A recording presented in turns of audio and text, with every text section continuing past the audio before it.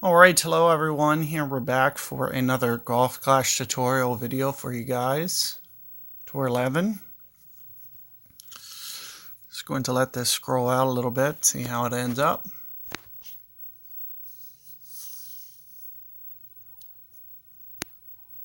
Taking a bit here to match up. Just try backing out one time, if that helps.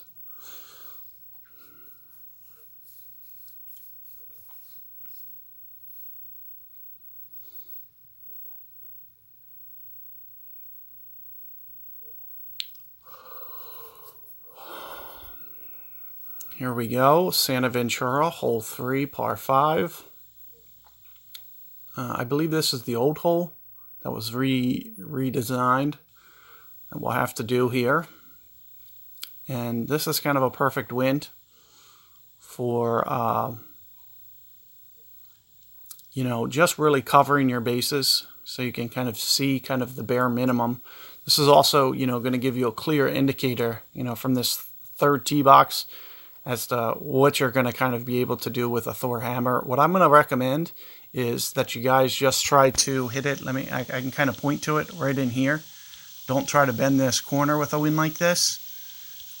With an Epoch 7, I probably can get a little bit more aggressive, but with a Thor's hammer, I would just kind of recommend hitting it out straight for the most part and just getting it to where you can get a sniper to the ball, which it looks reasonably what my opponent's doing here. You can see that he's not getting aggressive.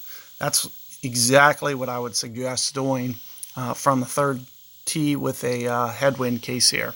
So, that approach will be good for basically all winds as well. So you could do that with, you could always lay up like that if you would like. As I mentioned, with a little bit more range and a little bit more of the range with the POC 240 distance and also, the top spin, how I can crank it up into the 90-ish range. I can try to get a little bit more aggressive with this approach, but I would still not try to curl it too much. So you can see that I'm just kind of gently curling it, and I'm just going to try to maybe scoot the rough on the second hop and then just kind of get it to run out into the fairway. So that's kind of exactly what I was trying to do. But if it would have cleared the fairway, hopefully I had enough curl on that it would run out and not roll into that right rough. But even if it did roll in that right rough, really not a big deal either way.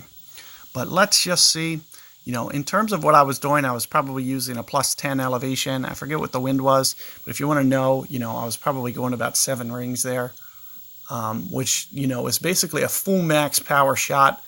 And then also keeping in mind that the ball's still going to land short of where the target was with no power. So when you have a full maxed out, I think I have about 5 some rings of overpower that I can use.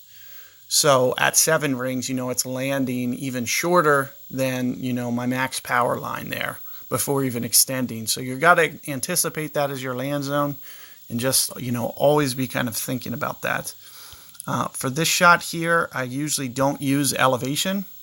Looks like my opponent was able to get that albatross, so let's see if I can't follow this up and also get it.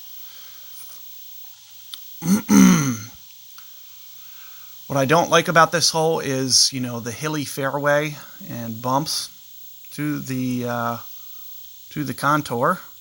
So let's just take a look at what we got here. Might be a little bit easier to go at this with a sniper, and I'm also going to use +5%, and I'll just use a very close to my min club adjustment here.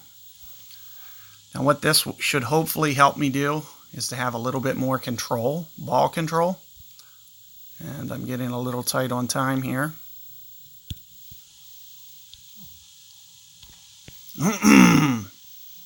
But you can see I'm going very min with the adjustment. Let's just see. It's rolling down there close, but just short. So you can see that I kind of offset my guide and then played, very close to that mid number, the 10.2-ish was what I was trying to shoot for there, and just didn't quite work out. But there you have two reasonable approaches.